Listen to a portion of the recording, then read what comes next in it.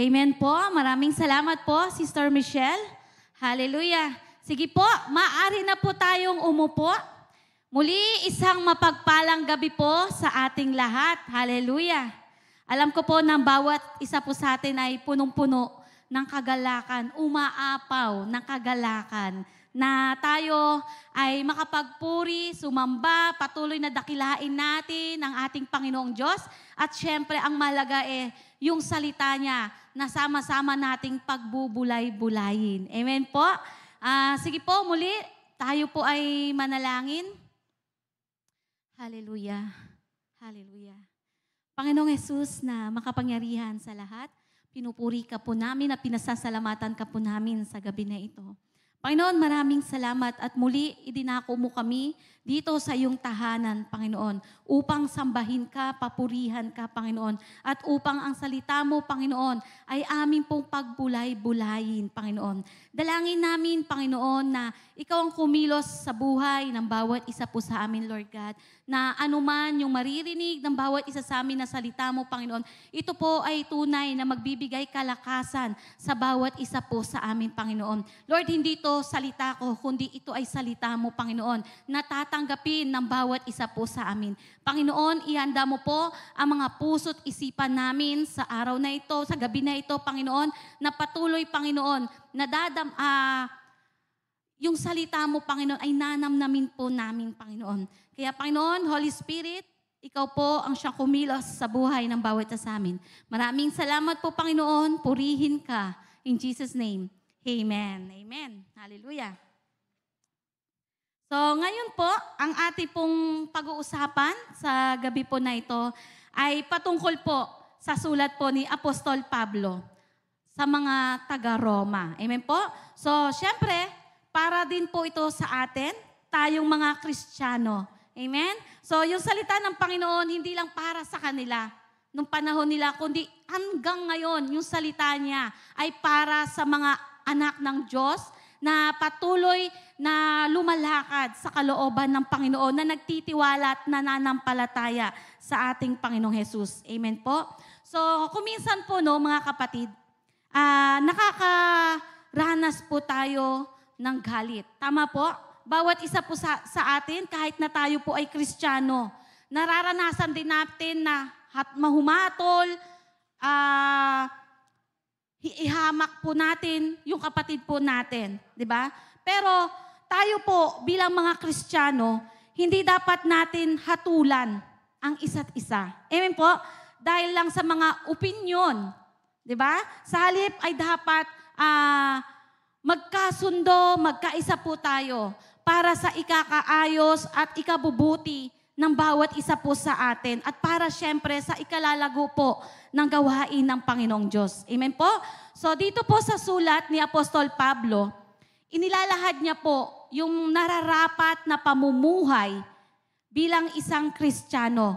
Pinapaliwanag po ni Pablo na sa mga kapatid, okay po, no, na wag po nating hatulan ang isa't isa. Amen po? So sige po, buksan po natin ang ating pong aklat, ang ating pong Biblia sa aklat po ng Romans 14 verse 10. Sabi po diyan, ngunit ikaw, bakit mo hinahatulan ang iyong kapatid? At ikaw naman, bakit mo hinahamak ang iyong kapatid? Tayong lahat ay haharap sa hukuman ng Diyos. Amen po? So, sino po dito na-experience niya na po na humatol sa kanyang kapatid? Ano po ba ang pakiramdam?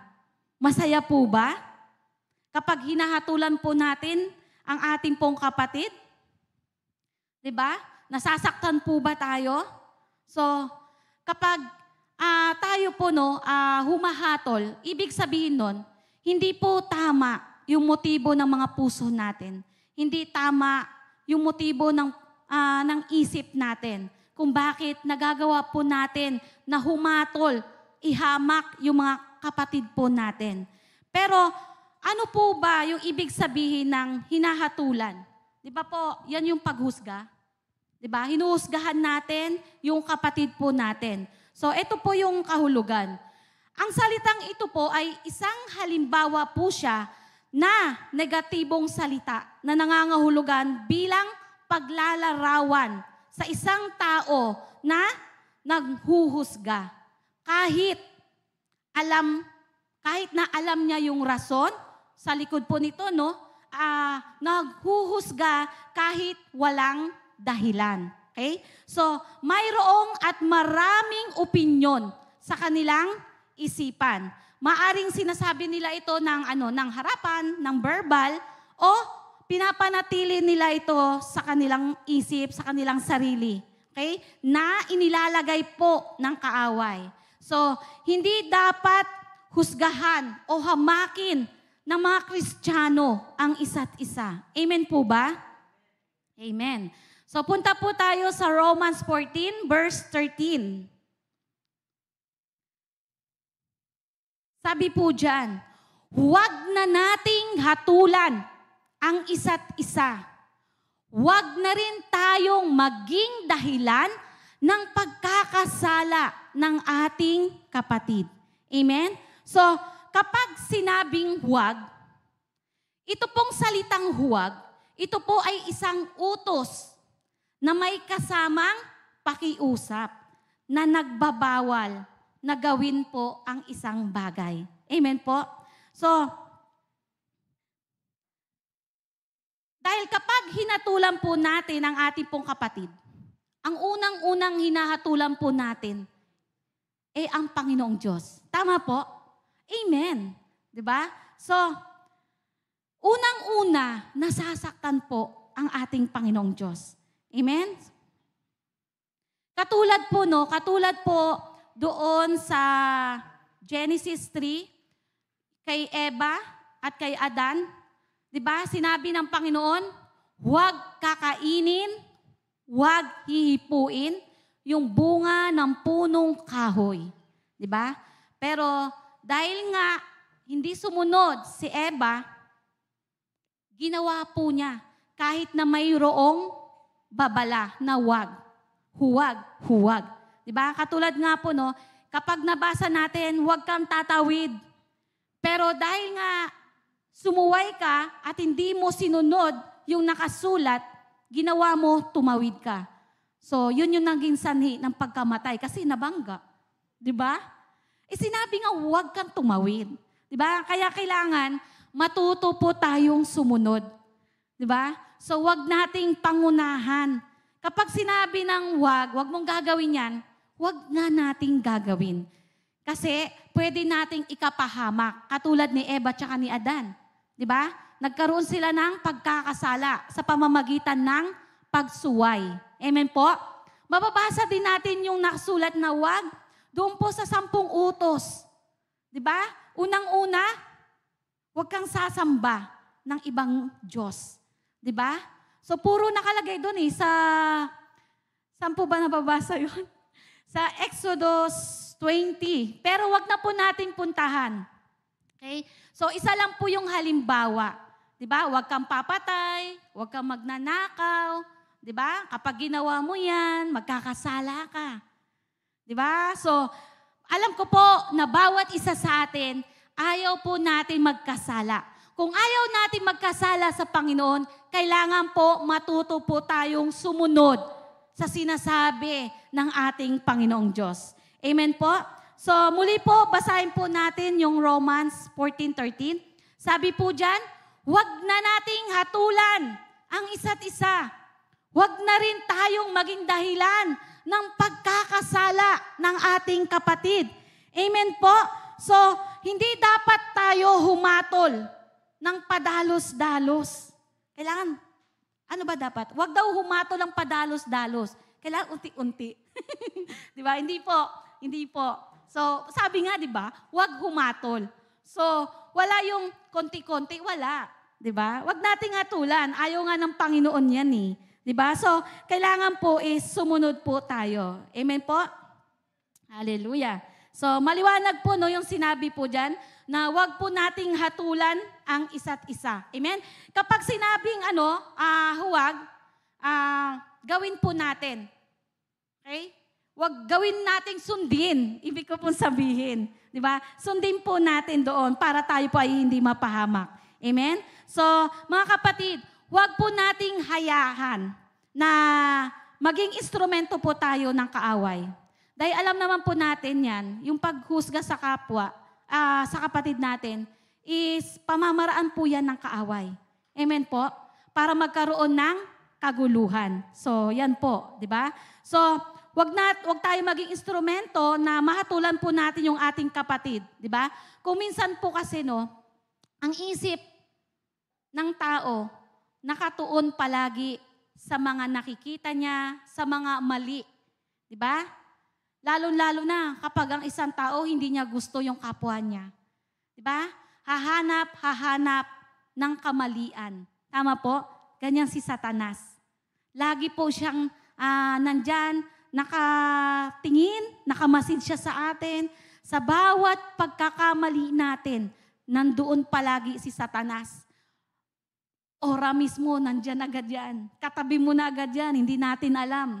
Diba? Kasi nga, tinitignan niya bawat galaw ng mga anak ng Diyos. Diba? Kaya po kailangan is maging aware po tayo sa bagay po na yan. Amen? So, sa example po, paano po ba yung paghuhusga? Ito po. So, halimbawa po, may isang tao na nasaktan, okay? Na nahusgahan siya, then, ang nangyayari, syempre, dahil nasaktan ka, hahanap ka ng isang tao na mapagsasabihan. Tama po? Na mailalabas mo yung sama ng loob mo. Diba? Pero kung minsan, hindi po tayo nagiging aware. Bakit po? Dahil sa sobrang sakit na naranasan mo, minsan hindi mo na nababantayan yung sinasabi mo, negative, maling information na pala. Diba? So, ang nangyayari, yung kapatid na sinasabihan mo, pati tuloy siya nagkakasala. Bakit? Kasi interesado siya doon sa kwento mo. Diba? So, hindi mo alam, ang alam mo lang, na ilalabas mo yung sama ng loob mo, di ba? Pero, hindi mo napapansin. Nagkakaroon na rin pala siya sa kaisipan niya, sa isip niya, nang hindi na rin maganda. Okay? Kaya, yung sinabihan mo is nagkakasala din. So, maging aware din po tayo. Wala pong masama na magsabi po tayo sa kapwa natin kung ikaw po ay may nararamdaman na hindi maganda. Pero ang the best po talaga, idulog po natin yan sa Panginoon. Manahimik tayo. Diba? Habang ikaw ay nananalangin sa Panginoon. Wala pong masama. Katulad sabi ko po, wala pong masama na magsabi po tayo sa kapwa natin na nararamdaman mo, pero maging maingat po tayo sa ating pong mga sinasabi. Dahil doon sa sinasabi mo, hindi mo napapansin, hindi mo napupuna, nagkakasala na rin pala yung kapatid mo. Alam mo yun, parang, ay, ganyan talaga yan eh, gigigil ako eh. Alam mo yun? So parang sinasang-ayunan ka na. Di ba? Kasi ang tao, kapag nasaktan yan, naghahanap yan ng, hindi, ano bang tawag po doon? Partner? Di ba? Hindi po. Naghahanap siya ng na mapaglalabasan niya ng sama ng loob. Di ba? Meron po akong, narinig ko po ito sa isang kapatid. Sabi niya nga, ang isang tao na nasugatan, kapag yan ay nagsalita, manunugat din yan. Amen? So, nga, totoo po yun. Amen po? Totoo po yan. Na kapag ang isang tao nasaktan, oras na yan ay nagsalita, yung salita niya, mananakit din yan. Nasugatan siya eh. Diba? Tingnan niyo po si Satanas. Anong ginagawa niya? Kapag si Satanas nabugbog, nasugatan, anong ginagawa ni Satanas? Diba? Triple-triple yung sakit na binibigay niya sa mga Kristiyano. Diba? So, ganun yung nangyayari, ganun yung ginagawa ng demonyo sa tao kapag nasaktan. Amen po? Kaya kung minsan, nagagawa niyang hatulan yung kapatid niya.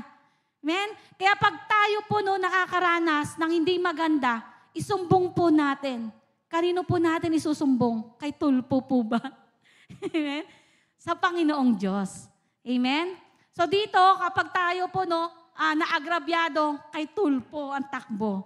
Pero tayo, mga Kristiyano, sa Panginoong Diyos tayo lalapit. Amen?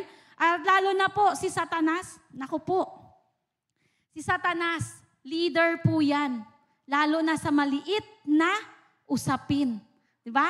Kayang-kaya niyang palawakin yung usapin na yon para magkaroon na ng kaguluhan. At hindi lang po yun, para wasakin din yung isang Kristiyano. Amen po?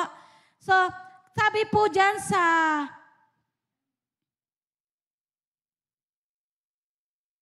Leviticus 19:17. Siyempre, kapag galit ka, mayroong natatanim. Di ba? So, ito po. Huwag kayong magtatanim ng galit sa inyong kapwa. Sa halip, makipagkasundo ka sa kanya. Sa gayon, hindi ka magkakasala dahil sa kanya. Amen po? So, kung minsan po, dahil sa isang tao, yung sa tingin mo, wala kang nagawang mali. Tapos, syempre, ang kaaway, gagawa ng mga inilalagay Ilalagay sa isip ng tao yan.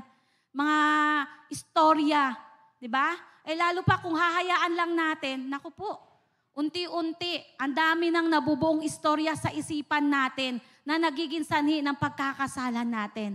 Amen po? So, totoo po yan, tama po, na kapag meron kang isang tao na hindi nakasundo, anong gagawin po? Lumapit ka sa tao na yon at pag-usapan nyo yung pangyayari. Amen po? Para ma-solve agad kung ano yung mga hindi pagkakaunawaan. Diba? So wag na nating patagalin. Dahil habang pinapatagal po natin yan, marami ang gagamitin ng kaaway para ma-involve doon sa maliit na usapin na yan. Amen? Kasi nga si Satanas, magaling dyan Palalawakin niya po yan. Amen po? Kaya mas mabuti, mismo tayo, kung nakakaranas man tayo, putulin na natin yan. Amen? Putulin na natin yan. Amen po? Kausapin natin yung tao para walang magiging daan ang kaaway. Okay? Para pakialaman yung isang buhay ng isang Kristiyano. Amen po? Kaya punta po tayo sa James 4:11.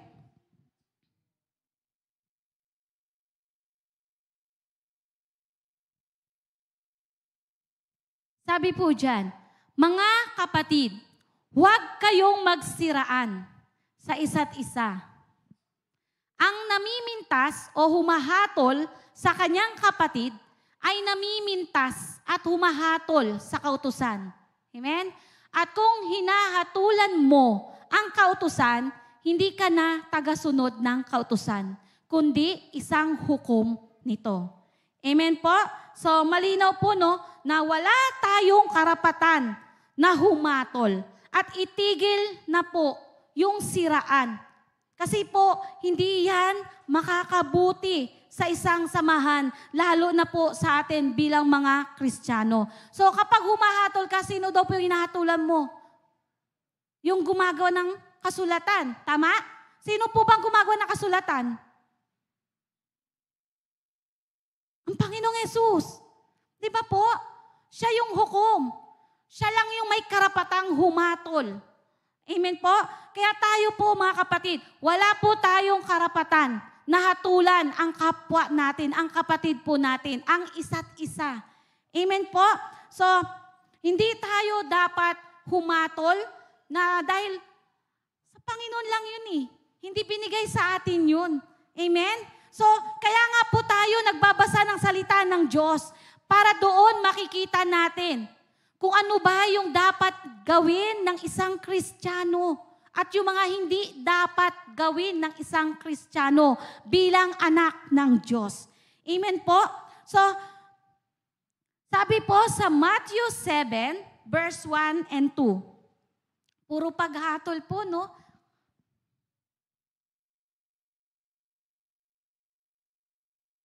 Sabi po dyan, huwag kayong humatol nang kayo'y di hatulan.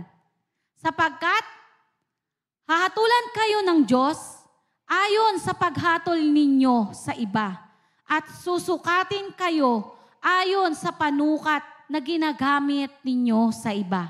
Amen? So, kung ayaw mong gawin sa sarili mo, huwag mong gawin sa kapwa mo.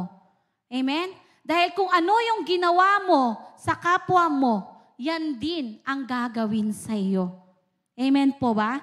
Palakpakan po natin ang ating Panginoong Diyos. Amen po? So, tandaan po natin, no, ang pagkakaroon po ng usapin laban sa isa't isa po ay isa na po yung kabiguan sa atin. Okay? Halimbawa, sa isang church po, no, kapag may mga usapin, na alam niyo na hindi maayos, di ba? So, isa na po siyang kabiguan. Bakit po? Dahil diyan po pumapasok ang kaaway, nagkakaroon po siya ng pintuan para makapasok at wasakin ang isang simbahan. Amen? At dahan-dahan, hindi po yan pabigla. Unti-unti po yan. Dahan-dahan, sinisira ng kaaway yung isang samahan. Yung pagkakaisa, yung pagmamahalan sa isang simbahan. Okay po? So, para wasakin. Kasi nga, ayaw ng Panginoon na ang bawat Kristiyano patuloy na naglilingkod sa Panginoon, masaya, di ba? Nagkakaisa. Ayaw ng kaaway po yan eh. Ayaw na ayaw po niya. Kaya gagawa po siya ng daan para maputol yung ganon. Yung mawala yung love, ang manaig, yung galit, yung inggit, 'di ba? Yung mahilig na ng laman. 'Di ba? Sino po ba yung pinuno ng hilig ng laman? 'Di ba si Satanas? So yan yung gusto ni Satanas.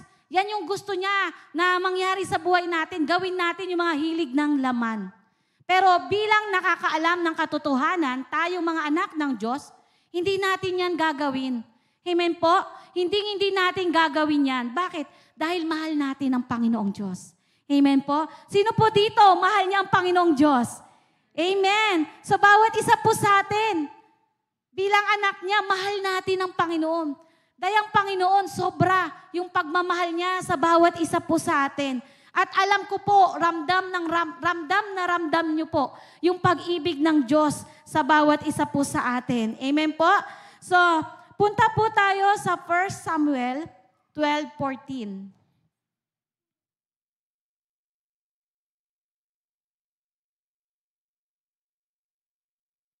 Sabi po dyan, kung mamumuhay kayong may takot kay Yahweh, kung maglilingkod kayo sa Kanya at susundin ang Kanyang kalooban, kung hindi kayo susuway sa Kanyang mga utos, at kung kayo at ang inyong hari ay susunod kay Yahweh na inyong Diyos, magiging maayos ang inyong pamumuhay. Amen po? So sino dito gusto niya maging maayos yung pamumuhay niya? Amen po. So kung gusto po natin maging maayos ang ating pamumuhay, sumunod po tayo. Maglingkod po tayo ng tapat sa Panginoon. At syempre po, mahalin po natin ang ating Diyos at lalong-lalo na, mahalin po natin ang ating kapwa. Amen? So sabi po sa verse 15, ngunit kapag hindi kayo sumunod sa Kanya, sa halip ay lumabag sa Kanyang utos, paparusahan niya kayo. Amen po? So, ayaw po natin na mangyari, maranasan natin yung kaparusahan dahil hindi sa pagsunod natin sa Panginoon. So, kung gusto pala natin ng magandang pamumuhay, sumunod po tayo. Amen po? Alam ko, minsan, ang hirap. Lalong-lalo na, nandito tayo sa mundong ginagalawan natin. Pero dahil kasama natin ang Panginoon, magagawa natin yung mga bagay na sa tingin natin na hindi natin kaya. Sa tulong po yan ng Panginoon. Alam ng Panginoon kung ano yung kahinaan natin. Lalong-lalo na, alam din ng dyablo ang kahinaan ng isang tao. Okay? Kung ikaw mahina, diyan ka titirahin ng kaaway. Amen po? Pero alam ng Diyos kung ano ang kahinaan natin. Kung ano yung kahinaan natin, doon naman tayo pinalalakas ng ating Panginoong Diyos. So sino po ba ang mas makapangyarihan? Ang dyablo po ba o ang Panginoong Diyos? Siyempre ang Panginoong Diyos. Amen? So hindi magwawagi ang kaaway sa buhay natin kung tayo po ay lumalakad ayon sa kalooban ng Panginoon. Kung tayo po ay sumusunod at ginagawa po natin ang kalooban ng ating Panginoong Diyos. Amen po? Kaya po sabi sa Romans 14:12, kung ano yung ginagawa natin dito sa mundo, sabi po dyan, no? Kaya pananagutan ninyo sa Diyos ang mga bagay na ating ginagawa. Amen? Kung ang ginagawa mo ay mabuti. Wow, praise God. Alam natin kung ano yung magandang resulta nun. Diba? Pero kung ang ginagawa natin, taliwas sa utos, hindi tayo sumusunod, hindi maganda yung ginagawa natin sa kapwa natin, ayan po, mananagot po tayo sa Panginoon. Ayon doon sa ginawa mo. Diba? So, kapag halimbawa, no, meron tayong mga tao na hindi natin kasundo, isipin mo palagi ang Panginoong Diyos. Hindi mo na siya iisipin eh. Diba? Ang Panginoong Diyos yung iisipin mo. Kasi kung yun yung tinitignan mo, yung tao mismo na nakapanakit sa'yo, parang ang hirap siyang mahalin. Parang ang hirap siyang pakitaan ng mabuti. Pero kung ang iisipin mo, ang Panginoon, kapatid, magagawa mo, tratuhin ng tama, ng maayos, ng mabuti, yung isang tao na nanakit sa iyo. Amen po? So, kaya po mga kapatid, maging aware po tayo. Maging maingat po tayo. Huwag natin hayaan na magkasala tayo sa pamamagitan lamang ng maliit na salita. 'Di ba? Na magiging sanhi pa ng ating pagkakasala. Amen po? So, tandaan din po natin na ang Panginoon, lagi yan nakamasid sa bawat anak niya. Amen? So, punta po tayo sa Jeremiah 17, verse 10.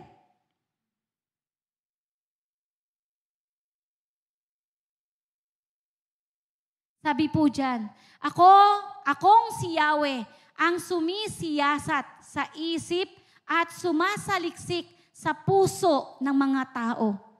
Ginagantipalaan ko ang bawat isa ayon sa kanyang pamumuhay at ginagantimpalaan ayon sa kanyang ginawa.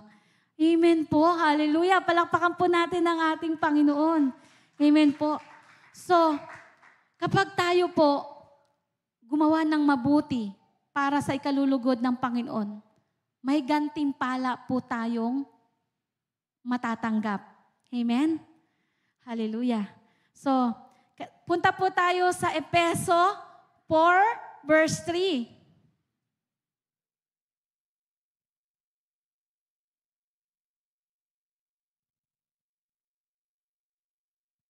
Sabi po dyan, sikapin ninyong mapanatili ang pagkakaisa na kaloob ng Espiritu sa pamamagitan ng kapayapaang nagbubuklod sa inyo.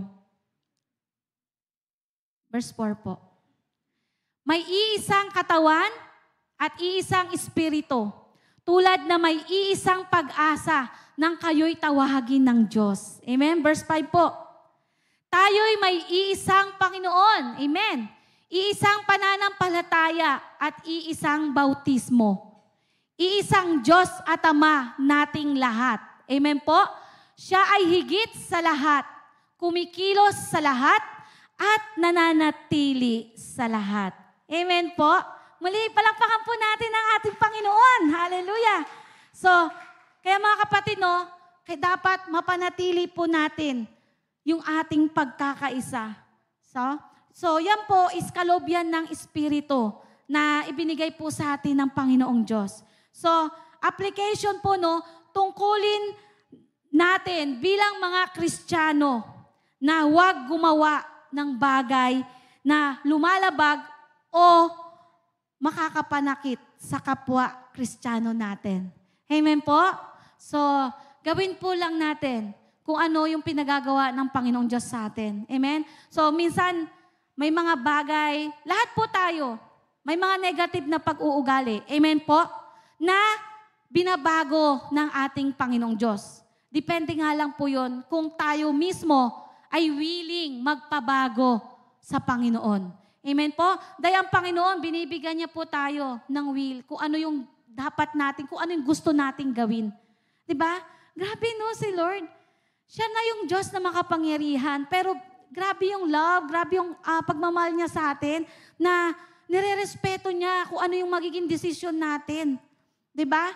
Yun nga lang, kapag tayo po ay nagdesisyon ng hindi maganda, grabe. Diba? So, nasa atin din eh. Choice natin, pumili kung magiging maayos ba yung buhay natin o magiging miserable. Diba? Yung buhay natin. Pero siyempre, ang gusto ng Panginoon sa atin, maging maganda yung buhay natin. Diba? At siyempre, excited din Panginoon natin eh, na makasama po tayo, bawat isa po sa atin. Amen? Dahil yun yung gusto ng Panginoon. Walang maiiwan. Gusto niya lahat. Sama-sama tayo sa kanyang kaharian. Amen po? Kaya po, ito pong topic po natin, no? Nabibless po ako kasi po, yung topic po ni Pastora Kat, di ba? So, Lord, grabe, ang galing ka ko. Iba talaga kapag ang salita na ibinabahagi is galing talaga sa Panginoon at hindi gawa-gawa lang ng tao. May mga connect. Di ba? Naka-connect. Di ba? So, kailangan lang kasi natin mga kapatid is magkaroon lang po tayo ng pagkakaisa. Amen po? So, na-miss ko na naman yung awit na love, love, love. Di ba? Pero hindi po ako kakanta. Di ba? So, purihin po ang ating Panginoong Diyos. Palakpakan po natin ang ating Panginoon. Amen po?